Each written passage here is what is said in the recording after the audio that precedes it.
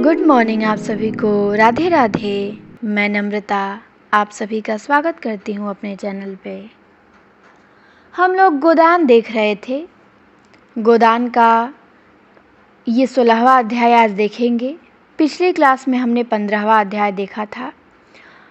15वें अध्याय में भोला जो है वो होरी से उसके दोनों बैलों को भी छीन के लेके चला जाता है।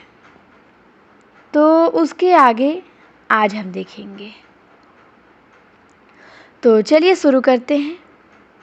शुरू करने से पहले क्लास को लाइक और शेयर सभी के यहाँ कर दीजिए। राय साहब को खबर मिली कि इलाके में एक वारदात हो गई है और होरी के गांव के पंचों ने जुर्माना वसूल कर लिया है। तो फौरन नोखेराम को बुला के जवाब तलब किया, क्योंकि उन्हें इसकी इत्तला नहीं दी गई। ऐसे नमक हराम दगाबाज आदमी के लिए उनके दरबार में जगह नहीं है। नोखेराम ने इतनी गालियां खाई तो जरा गर्म होकर बोले, मैं अकेला थोड़ा ही था, गांव के और पंच भी तो थे, मैं अकेले क्या कर लेता। राय साहब ने उनकी तोंद की तरफ भाले जैसी नुकीली दृष्टि से देखा और कहा, मत बको जी, तुम्हें उसी वक्त कहना चाहिए था। जब तक सरकार को इत्तला न हो जाए मैं पंचों को जुर्माना न वसूल करने दूंगा। पंचों को मेरे और रियाया के बीच में दखल देने का हक क्या है? इस डाढ़बाद के सिवा इलाके में और कौन सी आमदनी है? वसूली सरकार के घर गई, बकाया आसामियों ने दबा लिया। तब मैं कहाँ जाऊं, क्या खाऊं? तुम्हारा सिर? यह लाखों रुपए साल का खर्च कहाँ से आए? खेद है कि 2 पुस्तों से कारिंदगिरी करने पर मुझे आज तुम्हें यह बात बतलानी पड़ती है कि कितने रुपए वसूल हुए थे होरी से। नोखेराम ने सिर पिटा के कहा, 80 रुपए। तो राय साहब बोले कि नगद? तो वो बोला कि नगद उसके पास कहाँ थे हुजूर, कुछ अनाज दिया, बाकी में अपना घर लिख दिया। राय साहब ने स्वार्थ का पक्ष छोड़ के होरी का पक्ष लिया और कहा, अच्छा तो आपने और बगुला भगत पंचों ने मिलके मेरे एक मातबर आसामी को तबाह कर दिया। मैं पूछता हूँ, तुम लोगों को क्या हक था कि मेरे इलाके में मुझे इत्तिला दिए बगैर मेरे आसामी से जुर्माना वसूल करते? इसी बात पे मैं चाहूँ तो आपको उस जालिम पटवारी और धूत पंडित को 7-7 साल के लिए जेल भिजवा सकता हूँ। आपने समझ लिया कि आप ही इलाके के बादशाह हैं।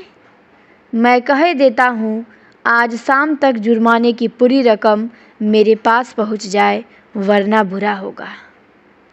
मैं एक एक से चक्की पिसवा के छोड़ूंगा। जाइए, और हाँ, होरी को और उसके लड़के को मेरे पास भेज दीजिएगा। नोखेराम ने दबी जबान से कहा, उसका लड़का तो गांव छोड़ के भाग गया। जिस रात को यह वारदात हुई उसी रात को भागा। राय साहब ने रोष से कहा, झूठ मत बोलो, तुम्हें मालूम है झूठ से मेरे बदन में आग लग जाती है। मैंने आज तक कभी नहीं सुना कि कोई युवक अपनी प्रेमिका को उसके घर से लाकर फिर खुद भाग जाए। अगर उसे भागना ही होता तो वह उस लड़की को लाता क्यों? तुम लोगों की इसमें भी ज़रूर कोई शरारत है। तुम गंगा में डूबकर भी अपनी सफाई दो तो मैं नहीं मानूंगा। तुम लोगों ने अपने समाज की प्यारी मर्यादा की रक्षा के लिए उसे धमकाया होगा। बेचारा भाग ना जाता तो क्या करता? नोखेराम इसका प्रतिवाद न कर सके। मालिक जो कुछ कहे वह ठीक है। वह यह भी न कह सके कि आप खुद चलकर झूठ सच की जांच कर लें। बड़े आदमियों का क्रोध पूरा समर्पण चाहता है। अपने खिलाफ एक शब्द भी नहीं सुन सकता। पंचों ने राय साहब का यह फैसला सुना तो नशा हिरन हो गया। अनाज तो अभी तक ज्यों का त्यों पड़ा था, पर रुपए तो कब के गायब हो गए। होरी का मकान रेहन लिखा गया था, पर उस मकान को देहात में कौन पूछता था। जैसे हिंदू स्त्री पति के साथ घर की स्वामिनी है और पति त्याग दे तो कहीं की नहीं रहती, उसी तरह घर होरी के लिए लाख रुपए का है, पर उसकी असली कीमत कुछ भी नहीं। और इधर राय साहब बिना रुपए लिए मानने को नहीं। तो सब लोग सोच रहे थे कि ये होरी जाके उनके सामने रोया होगा, गिड़गिड़ाया होगा। पटेश्वरी लाल सबसे ज़्यादा भयभीत थे। उनकी तो नौकरी ही चली जाएगी। चारों सज्जन इस गहन समस्या पे विचार कर रहे थे, पर किसी की अकल काम न करती। सब एक दूसरे को दोष दे रहे थे। फिर खूब झगड़ा हुआ। पटेश्वरी ने अपनी लंबी शंकाशील गर्दन हिला के कहा, मैं मना करता था कि होरी के विषय में हमें चुप्पी साध के रहना चाहिए। गाय के मामले में सबको तवान देना पड़ा, इस मामले में तवान ही से गला न छूटेगा, नौकरी से हाथ धोना पड़ेगा। मगर तुम लोगों को रुपए की पड़ी थी, निकालो 20-20 रुपए। अब भी कुशल है, कहीं राय साहब ने रपट कर दी तो सब जने बंध जाओगे। दाता दिन ने ब्राह्मण तेज दिखा के कहा, मेरे पास 20 रुपए की जगह 20 पैसे भी नहीं हैं। ब्राह्मणों को भोज दिया गया, होम हुआ, क्या इसमें कुछ खर्च ही न हुआ? राय साहब की हिम्मत है कि मुझे जेल ले जाएं? ब्रह्मा बनकर घर घर मिटा दूंगा। अभी उन्हें किसी ब्राह्मण से पाला नहीं पड़ा। झिंगुड़ी सिंह ने भी कुछ इसी आशय के शब्द कहे कि वह राय साहब के नौकर नहीं हैं। उन्होंने होरी को मारा नहीं, पीटा नहीं, कोई दबाव नहीं डाला। होरी अगर प्रायश्चित करना चाहता था तो उन्होंने इसका अवसर दिया। इसके लिए कोई उन पे अपराध नहीं लगा सकता। मगर नोखे राम की गर्दन तो इतनी आसानी से न छूट सकती थी। यहाँ मज़े से बैठ राज करते थे। वेतन तो 10 रुपये से ज़्यादा न था, पर 1000 साल की ऊपर की आमदनी थी। सैकड़ों आदमियों पर हुकूमत, 4-4 प्यादे हाजिर, बिगार में सारा काम हो जाता था। थानेदार तक कुर्सी देते थे। यह चैन उन्हें और कहाँ था। और पटेश्वरी तो नौकर के बदौलत महाजन बने हुए थे। कहाँ जा सकते थे। 2-3 दिन इसी चिंता में पड़े रहे कि कैसे इस विपत्ति से निकले। आखिर उन्हें एक मार्ग सूझ ही गया।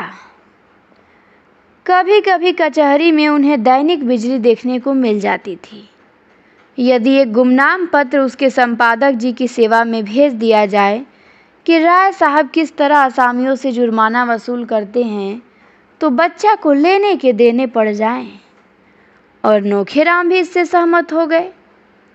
दोनों ने मिलकर किसी तरह एक पत्र लिखा और रजिस्ट्री से भेज दिया।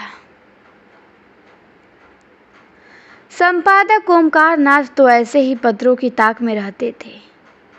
पत्र पाते ही तुरंत राय साहब को सूचना दी। उन्हें एक ऐसा समाचार मिला जिस पे विश्वास करने की उनकी इच्छा नहीं होती, पर संवाददाता ने ऐसे प्रमाण दिए हैं कि सहसा अविश्वास भी नहीं किया जा सकता। क्या यह सच है कि राय साहब ने अपने इलाके के एक आसामी से 80 रुपये तवान इसलिए वसूल किए कि उसके पुत्र ने एक विधवा को घर में डाल लिया था? संपादक का कर्तव्य उन्हें मजबूर करता है कि वह मामले की जांच करे और जनता के हितार्थ उसे प्रकाशित कर दे। राय साहब इस विषय में जो कुछ कहना चाहें, संपादक जी उसे भी प्रकाशित कर देंगे। संपादक जी दिल से चाहते हैं कि यह खबर गलत हो, लेकिन उसमें कुछ भी सत्य हुआ तो वह उसे प्रकाश में लाने के लिए विवश हो जाएंगे। मित्रता उन्हें कर्तव्य पथ से नहीं हटा सकती। राय साहब ने यह सूचना पाई तो सिर पीट लिया। पहले तो उनको ऐसी उत्तेजना हुई कि जाकर ओमकार नाथ को गिन के 50 हंटर जमाएं और कह दे कि जहाँ पर पत्र छापना वहाँ यह समाचार भी छाप देना। लेकिन इसका परिणाम सोचकर मन को शांत किया और तुरंत उनसे मिलने चले। अगर जरा भी देर की और ओमकार नाथ ने उनके संवाद छाप दिया तो उनके सारे यश में कालिमा पुत जाएगी। ओमकार नाथ सैर करके लौटे थे और आज के पत्र के लिए संपादकीय लेख लिखने की चिंता में बैठे हुए थे। पर मन पक्षी की भांति अभी उड़ा उड़ा फिरता था। उनकी धर्म पत्नी ने रात में उन्हें कुछ ऐसी बातें कह डाली थी जो अभी तक कांटों की तरह चुभ रही थी। उन्हें कोई दरिद्र कह ले, अभागा कह ले, बुद्धू कह ले, वह जरा भी बुरा न मानते थे। लेकिन यह कहना कि उनमें पुरुषत्व नहीं है, यह उनके लिए असहाय था। और फिर अपनी पत्नी को यह कहने का क्या हक है? उससे तो यह आशा की जाती है कि कोई इस तरह का आक्षेप करे तो उसका मुंह बंद कर दे। बेशक वह ऐसी खबरें नहीं छापते, ऐसी टिप्पणियां नहीं करते कि सिर पे कोई आफत आ जाए। फूंक फूंक के कदम रखते हैं। इन काले कानूनों के युग में वह और कर ही क्या सकते हैं? मगर वह क्यों सांप के बिल में हाथ नहीं डालते? इसीलिए तो उनके घर वालों को कष्ट न उठाना पड़े और उनकी सहिष्णुता का उन्हें यह पुरस्कार मिल रहा है। अंधेर है, उनके पास रुपए नहीं है तो बनारसी साड़ी कैसे मंगा दे? डॉक्टर, सेठ और प्रोफेसर भाटिया और न जाने किस किस की स्त्रियां बनारसी साड़ी पहनती हैं, तो क्या करे? क्यों उनकी पत्नी इन साड़ी वालियों को अपनी खद्दर की साड़ी से लज्जित नहीं करती? उनकी खुद तो यह आदत है कि किसी बड़े आदमी से मिलने जाते हैं तो मोटे कपड़े पहन लेते हैं और कोई कुछ आलोचना करे तो उसका मुंह तोड़ जवाब देने को तैयार रहते हैं। उनकी पत्नी में क्यों वही आत्माभिमान नहीं है? वह क्यों दूसरों का ठाट बाट देखकर विचलित हो जाती है? उसे समझना चाहिए कि वह एक देशभक्त पुरुष की पत्नी है। देशभक्त के पास अपनी भक्ति के सिवा और क्या संपत्ति है? इसी विषय को आज के अग्रलेख का विषय बनाने की कल्पना करते करते उनका ध्यान राय साहब के मामले की ओर जा पहुंचा। सोच रहे थे कि राय साहब सूचना का क्या उत्तर देते हैं, यह देखना है। अगर वह अपनी सफाई देने में वाकई सफल हो जाते हैं तब तो कोई बात नहीं, लेकिन अगर वह यह समझे कि ओमकार नाथ दबाव, भय या मुलाहजे में आके अपने कर्तव्य से मुंह फेर लेंगे तो उनका भ्रम है। इस सारे तप और साधना का पुरस्कार उन्हें इसके सिवा और क्या मिलता है कि अवसर पड़ने पर वह कानूनी डकैतों का भंडाफोड़ करें? उन्हें खूब मालूम है कि राय साहब बड़े प्रभावशील जीव हैं। काउंसिल के मेंबर तो हैं ही, अधिकारियों में भी उनका काफ़ी रुसूख है। वह चाहे तो उन पर झूठे मुकदमे चलवा सकते हैं, अपने गुंडे से यह पिटवा सकते हैं, लेकिन ओमकार इन बातों से नहीं डरता। जब तक उसकी देह में प्राण है वह आततातियों की खबर लेता रहेगा। सहसा मोटर कार की आवाज़ सुनकर वह चौंके। तुरंत कागज लेकर अपना लेख आरंभ कर दिया और एक ही क्षण में राय साहब ने उनके कमरे में कदम रखा। ओमकार नाथ ने उनका स्वागत किया, न कुशल क्षेम पूछा, न कुर्सी दी।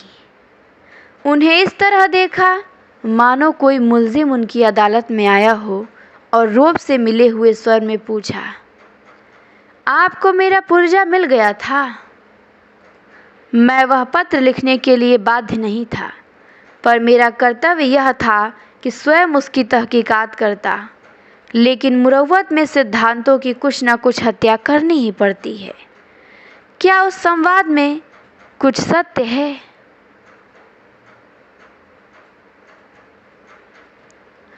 राय साहब उसका सत्य होना अस्वीकार न कर सके। हालांकि अभी तक उन्हें जुर्माने के रुपए नहीं मिले थे और वह उनके पाने से साफ इनकार कर सकते थे, लेकिन वह देखना चाहते थे कि यह महाशय किस पहलू पे चलते हैं। ओमकार नाथ ने खेद प्रकट करते हुए कहा कि तब तो मेरे लिए उस संवाद को प्रकाशित करने के सिवा और कोई मार्ग नहीं है। मुझे इसका दुख है कि मुझे अपनी एक परम हितैषी मित्र की आलोचना करनी पड़ रही है, लेकिन कर्तव्य के आगे व्यक्ति कोई चीज़ नहीं। संपादक अगर अपना कर्तव्य न पूरा कर सके तो इस आसन पर बैठने का कोई हक नहीं। राय साहब कुर्सी पर डट गए और पान की गिलौरियां मुंह में भर के बोले कि लेकिन यह आपके हक में अच्छा न होगा। मुझे जो कुछ होना है पीछे होगा, आपको तो तत्काल दंड मिल जाएगा। अगर आप मित्रों की परवाह नहीं करते तो मैं भी उसी कैंडे का आदमी हूँ। ओमकार नाथ ने शहीद का गौरव धारण करते हुए कहा कि इसका तो मुझे कभी भय नहीं हुआ। जिस दिन मैंने पत्र संपादक का भार लिया उसी दिन प्राणों का मोह छोड़ दिया, और मेरे समीप एक संपादक की सबसे शानदार मौत यही है कि वह न्याय और सत्य की रक्षा करता हुआ अपना बलिदान कर दे। राय साहब बोले कि अच्छी बात है, मैं आपकी चुनौती स्वीकार करता हूँ। मैं अब तक आपको मित्र समझता था, मगर आप लड़ने को ही तैयार हैं तो लड़ाई ही सही। आखिर मैं आपके पत्र का पंचगुना चंदा क्यों देता हूँ? केवल इसीलिए कि वह मेरा गुलाम बना रहे। मुझे परमात्मा ने रईस बनाया है। 75 रुपये देता हूँ इसलिए कि आपका मुंह बंद कर दे। जब आप घाटे का रोना रोते हैं और सहायता की अपील करते हैं, और ऐसी शायद ही कोई तिमाही जाती है जब आपकी अपील न निकलती हो, तो मैं ऐसे मौके पर आपकी कुछ न कुछ मदद कर देता हूँ। किस लिए? दीपावली, दशहरा, होली में आपके यहाँ बैना भेजता हूँ और साल में 25 बार आपकी दावत करता हूँ। किस लिए? आप रिश्वत और कर्तव्य दोनों साथ साथ नहीं निभा सकते? ओमकार नाथ उत्तेजित होकर बोले, मैंने कभी रिश्वत नहीं ली। राय साहब ने फटकारा, अगर यह व्यवहार रिश्वत नहीं तो रिश्वत क्या है? जरा मुझे समझा दीजिए। क्या आप समझते हैं आपको छोड़ के और सभी गधे हैं जो निस्वार्थ भाव से आपका घाटा पूरा करते हैं? निकालिए अपनी बही और बतलाइए, अब तक आपको मेरी रियासत से कितना मिल चुका है? मुझे विश्वास है हजारों की रकम निकलेगी। अगर आपको स्वदेशी स्वदेशी चिल्लाकर विदेशी दवाओं का और वस्तुओं का विज्ञापन छापने में शर्म नहीं आती तो मैं अपने असामियों से डाढ़, तवान और जुर्माना लेते क्यों शर्माऊं? यह ना समझिए कि आप ही किसानों के हित का बीड़ा उठाए हुए हैं। मुझे भी किसानों के साथ जलना मरना है। मुझसे बढ़ के दूसरा उनका हितेच्छु नहीं हो सकता। लेकिन मेरे गुजर कैसे हो? अफसरों को दावतें कहाँ से दूं सरकारी चंदे कहाँ से दूँ? खानदान के सैकड़ों आदमियों की ज़रूरतें कैसे पूरा करूँ? मेरे घर का क्या खर्च है यह शायद आप जानते हैं। तो क्या मेरे घर में रुपए फलते हैं? आएगा तो असामियों ही के घर से। आप समझते होंगे कि जमींदार और तालुकेदार सारे संसार का सुख भोग रहे हैं। उनकी असली हालत का ज्ञान आपको नहीं। अगर वह धर्मात्मा बन के रहे तो उनका जिंदा रहना मुश्किल हो जाए। अफसरों को डालियाँ न दें तो जेल खाना घर हो जाए। हम बिच्छू नहीं हैं कि अनायास ही सबको डंक मारते फिरे। न गरीबों का गला दबाना कोई बड़े आनंद का काम है, लेकिन मर्यादाओं का पालन तो करना ही पड़ता है। जिस तरह आप मेरी रईसी का फ़ायदा उठाना चाहते हैं, उसी तरह और सभी हमें सोने की मुर्गी समझते हैं। आइए कभी मेरे बंगले पे तो दिखाऊं कि सुबह से शाम तक कितने निशाने मुझ पे पड़ते हैं। कोई कश्मीर से साला दुसाला लिए चला आ रहा है, कोई इत्र और तंबाकू का एजेंट है, कोई पुस्तकों और पत्रिकाओं का, कोई जीवन बीमा का, कोई ग्रामोफोन लिए सर पे सवार है, कोई कुछ। चंदे वाले तो अनगिनती। क्या सबके सामने अपना दुखड़ा लेके बैठ जाऊं? ये लोग मेरे द्वार पे दुखड़ा सुनाने आते हैं मुझे उल्लू बनाकर मुझसे कुछ ऐंठने के लिए। आज मर्यादा का विचार छोड़ दूं तो तालियां पीटने लगे। हुक्काम को डालियां न दूं तो बागी समझा जाऊं। तब आप अपने लेखों में मेरी रक्षा न करेंगे। कांग्रेस में शरीक हुआ तो उसका तावान अभी तक देता जाता हूँ। काली किताब में नाम दर्ज हो गया कि मेरे सिर पे कितना कर्ज है। यह भी कभी आपने पूछा है? अगर सभी महाजन डिग्रियां करा लें तो मेरे हाथ की यह अंगूठी तक बिक जाएगी। आप कहेंगे क्यों आडंबर पालते हो? कहिए कि 7 पुश्तों से जिस वातावरण में पला हूँ उससे अब निकल नहीं सकता। घास छीलना मेरे लिए असंभव है। आपके पास ज़मीन नहीं, जायदाद नहीं, मर्यादा नहीं, झमेला नहीं। आप निर्भीक हो सकते हैं, लेकिन आप भी दुम दबाए बैठे रहते हैं। आपको कुछ खबर है अदालतों में कितनी रिश्वतें चल रही हैं, कितने गरीबों का खून हो रहा है, कितनी देवियाँ कुछ भ्रष्ट हो रही हैं? है बूता लिखने का? सामग्री मैं देता हूँ, वो भी प्रमाण सहित। ओमकारनाथ कुछ नरम होकर बोले, जब कभी अवसर आया है मैंने कदम पीछे नहीं हटाया। राय साहब भी कुछ नरम हुए, बोले, हाँ मैं स्वीकार करता हूँ कि 2-1 मौके पर आपने जवामर्दी दिखाई है, लेकिन आपकी निगाह हमेशा अपने लाभ की ओर रही है, प्रजा हित की ओर नहीं। आंखें ना निकालिए और ना मुँह लाल कीजिए। जब कभी आप मैदान में आए हैं उसका शुभ परिणाम यही हुआ कि आपके सम्मान और प्रभाव और आमदनी में इजाफा हुआ है।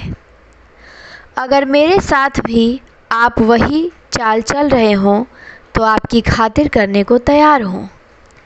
रुपए ना दूंगा क्योंकि वह रिश्वत है।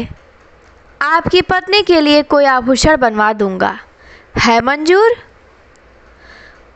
अब मैं आपसे सत्य कहता हूँ कि आपको जो संवाद मिला है वह गलत है, मगर यह भी कह देना चाहता हूँ कि अपने और सभी भाइयों की तरह मैं भी असामियों से जुर्माना लेता हूँ और साल में 10-5 हज़ार रुपये मेरे हाथ लग जाते हैं। और अगर आप मेरे मुंह में से यह कौर छीनना चाहेंगे तो आप घाटे में रहेंगे। आप भी संसार में सुख से रहना चाहते हैं, मैं भी चाहता हूँ। इससे क्या फ़ायदा कि आप न्याय और कर्तव्य का ढोंग रचकर मुझे भी जेरबार करें, खुद भी जेरबार हों। दिल की बात कहिए, मैं आपका बैरी नहीं हूँ। आपके साथ कितनी ही बार एक चौके में एक मेज पे खा चुका हूँ। मैं यह भी जानता हूँ कि आप तकलीफ़ में हैं। आपकी हालत शायद मेरी हालत से भी ख़राब है। हाँ, अगर आपने हरिश्चंद्र बनने की कसम खा ली है तो आपकी खुशी मैं चलता हूँ। राय साहब कुर्सी से उठ खड़े हुए। ओमकार नाथ ने उनका हाथ पकड़ के संधि भाव से कहा, नहीं नहीं, अभी आपको बैठना पड़ेगा। मैं अपनी पोजीशन साफ कर देना चाहता हूँ। आपने मेरे साथ जो सलूक किए हैं उनके लिए मैं आपका आभारी हूँ, लेकिन यहाँ सिद्धांत की बात आ गई है और आप जानते हैं सिद्धांत प्राणों से भी प्यारे होते हैं। राय साहब कुर्सी पे बैठ के जरा मीठे स्वर में बोले, अच्छा भाई, जो चाहे लिखो, मैं तुम्हारे सिद्धांत को तोड़ना नहीं चाहता। और तो क्या होगा, बदनामी होगी। हाँ, कहाँ तक नाम के पीछे पीछे मरूं। कौन ऐसा ताल्लुकेदार है जो असामियों को थोड़ा बहुत नहीं सताता। कुत्ता हड्डी की रखवाली करे तो खाए क्या। मैं इतना ही कर सकता हूँ कि आगे आपको इस तरह की कोई शिकायत न मिलेगी। अगर आपको मुझ पर कुछ विश्वास है तो इस बार क्षमा कीजिए। किसी दूसरे संपादक से मैं इस तरह की खुशामद ना करता, उसे सरे बाजार पिटवाता, लेकिन मुझसे आपकी दोस्ती है, इसीलिए दबना ही पड़ेगा। यह समाचार पत्रों का युग है, सरकार तक उनसे न डरती है, मेरी हस्ती क्या। आप चाहे जिसे बना दें। खैर, यह झगड़ा ख़त्म कीजिए। कहिए, आजकल पत्र की क्या दशा है, कुछ ग्राहक बढ़े। ओमकार नाथ ने अनिच्छा के भाव से कहा, किसी न किसी तरह काम चल जाता है और वर्तमान परिस्थिति में मैं इससे अधिक आशा नहीं रखता।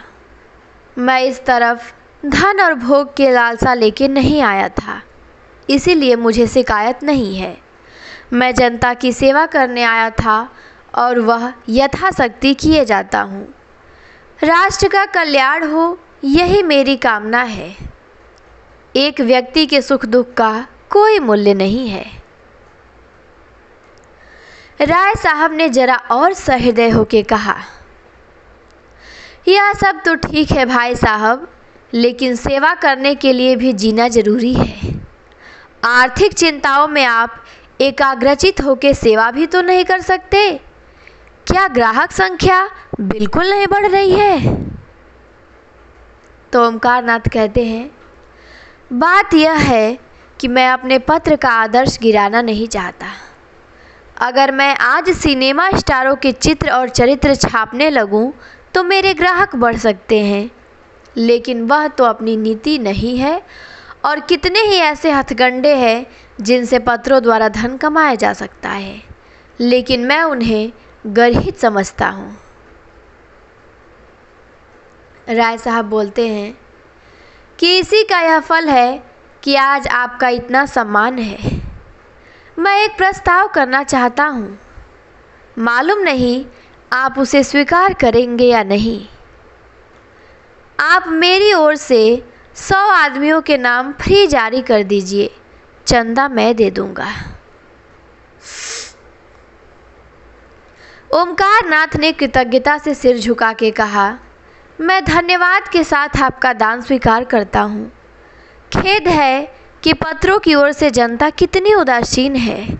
स्कूल और कॉलेजों और मंदिरों के लिए धन की कमी नहीं है, पर आज तक एक भी ऐसा दानी न निकला जो पत्रों के प्रचार के लिए दान देता। हालांकि जन शिक्षा का उद्देश्य जितने कम खर्च में पत्रों से पूरा हो सकता है और किसी तरह नहीं हो सकता। जैसे शिक्षालयों को संस्थाओं द्वारा सहायता मिला करती है, ऐसे ही अगर पत्रकारों को मिलने लगे तो इन बेचारों को अपना जितना समय और स्थान विज्ञापनों को भेंट करना पड़ता है, वह क्यों करना पड़े। मैं आपका बड़ा अनुग्रहित हूँ। राय साहब विदा हो गए। ओमकार नाथ के मुख पे प्रसन्नता की झलक न थी। राय साहब ने किसी तरह की शर्त न की थी, कोई बंधन न लगाया था, पर ओमकारनाथ आज इतनी करारी फटकार पाकर भी इस दान को अस्वीकार न कर सके। परिस्थिति ऐसी आ पड़ी थी कि उन्हें उबरने का कोई उपाय ही नहीं सूझ रहा था। प्रेस के कर्मचारियों का 3 महीने का वेतन बाकी पड़ा हुआ था। कागज वाले ने 1000 से ऊपर आ रहे थे। यही क्या कम था कि उन्हें हाथ नहीं फैलाना पड़ा। ओमकारनाथ की स्त्री गोमती ने आके विद्रोह के स्वर में कहा, क्या अभी भोजन का समय नहीं आया? या यह भी कोई नियम है कि जब तक 1 न बज जाए जगह से न उठो? कब तक कोई चूल्हा अगोरता रहे? ओमकारनाथ ने दुखी आंखों से पत्नी की ओर देखा। गोमती का विद्रोह उड़ गया। वह उनकी कठिनाइयों को समझती थी। दूसरी महिलाओं के वस्त्राभूषण देखकर कभी कभी उसके मन में विद्रोह के भाव जाग उठते थे और वह पति को 2-4 जली कटी सुना जाती थी, पर वास्तव में यह क्रोध उनके प्रति नहीं, अपने दुर्भाग्य के प्रति था और इसकी थोड़ी सी आंच अनायास ही ओमकारनाथ तक पहुंच जाती थी। वह उनका तपस्वी जीवन देखकर मन में कुढ़ती थी और उनसे सहानुभूति भी रखती थी। हाँ, बस उन्हें थोड़ा सा सन की समझती थी। उनका उदास मुंह देखकर पूछा, क्यों उदास हो? पेट में कुछ गड़बड़ है क्या? ओमकारनाथ को मुस्कुराना पड़ा। बोले, कौन उदास है? मैं? मुझे तो आज जितनी खुशी है उतनी अपने विवाह के दिन भी न हुई थी। आज सवेरे सवेरे ही 1500 की बोहनी हुई है। किसी भाग्यवान का मुंह देखा था। गोमती को विश्वास न आया। बोली, झूठे हो, तुम्हें 1500 कहाँ मिल जाते हैं? हाँ, 15 रुपये कहोगे तो मान लूँगी। ओमकारनाथ कहते हैं, नहीं नहीं, तुम्हारे सिर की कसम, 1500 मारे। अभी राय साहब आए थे। ग्राहकों का चंदा अपनी तरफ से देने का वचन दे गए हैं। गोमती का चेहरा उतर गया। बोली, अच्छा, तब तो मिल ही चुके हैं। ओमकारनाथ बोले, नहीं, राय साहब वादे के पक्के हैं। गोमती बोली, मैंने किसी तालुकेदार को वादे का पक्का देखा ही नहीं। दादा एक तालुकेदार के नौकर थे। साल भर तलब नहीं मिलती थी। उसे छोड़कर दूसरे की नौकरी की उसने 2 साल तक एक पाई न दी। एक बार दादा गरम पड़े तो मार के भगा दिया। इनके वादों का कोई करार नहीं। ओमकारनाथ कहते हैं, मैं आज ही बिल भेजता हूँ और देखता हूँ कि नहीं देते हैं। गोमती बोली, भेजा करो, कह देंगे कल आना, और कल अपने इलाके पर चले जाएंगे। 3 महीने में फिर लौटेंगे। अब ओमकारनाथ संशय में पड़ गए। सोचे, ठीक तो है, कहीं राय साहब पीछे से मुकर गए तो वह क्या कर लेंगे। फिर भी दिल मजबूत करके कहा, ऐसा नहीं हो सकता। कम से कम राय साहब को मैं इतना धोखेबाज नहीं समझता। मेरा उनके यहाँ कुछ बाकी नहीं है। गोमती ने उसी संदेह के भाव से कहा कि इसी से तो मैं तुम्हें बुद्धू कहती हूँ। जरा किसी ने सहानुभूति दिखाई और तुम फूल उठे। मोटे रईस हैं, इनके पेट में ऐसे कितने वादे हजम हो सकते हैं। जितने वादे करते हैं ना ये लोग, अगर सब पूरा करने लगे तो भीख मांगने की नौबत आ जाए। मेरे गांव के ठाकुर साहब तो 2-2, 3-3 साल तक बनियों का हिसाब न करते थे और नौकरों का हिसाब तो नाम के लिए देते थे। साल भर काम किया, जब नौकर ने वेतन मांगा, मार के निकाल दिया। कई बार इसी नादे हिंदी में स्कूल से उनके लड़के के नाम कट गए आखिर उन्होंने लड़कों को घर बुला लिया। एक बार रेल का टिकट उधार मांगा था। यह राय साहब भी तो उन्हीं के भाई बंधु हैं। अच्छा चलो भोजन करो और चक्की पीसो, जो तुम्हारे भाग्य में लिखा है। यह समझ लो कि ये बड़े आदमी तुम्हें फटकारते रहें वही अच्छा है। यह तुम्हें 1 पैसा देंगे तो उसका चौगुना अपने असामियों से वसूल कर लेंगे। अभी उनके विषय में जो कुछ चाहते हो लिखते हो, तब तो ठाकुर सुहाती ही करनी पड़ेगी। पंडित जी भोजन कर रहे थे, पर कौर उनके मुंह में फंसा हुआ जान पड़ता था। आखिर बिना दिल का बोझ हल्का किए भोजन करना कठिन हो गया। बोले कि अगर रुपए ना दिए तो ऐसी खबर लूँगा कि याद करेंगे। उनकी चोटी मेरे हाथ में है। गांव के लोग झूठी खबर नहीं दे सकते। सच्ची खबर देते तो उनकी जान निकलती है। झूठी खबर क्या देंगे। राय साहब के खिलाफ एक रिपोर्ट मेरे पास आई है। छाप दूं तो बच्चा को घर से निकलना मुश्किल हो जाए। मुझे यह खैरात नहीं दे रहे हैं, बड़े दबसट में पड़कर इस राह पर आए हैं। पहले तो धमकियां दिखा रहे थे, पर जब देखा कि इससे काम न चलेगा तो यह चारा फेंका। मैंने भी सोचा कि एक इनके ठीक हो जाने से तो देश से अन्याय मिटा जाता नहीं, फिर क्यों न इस दान को स्वीकार कर लूं।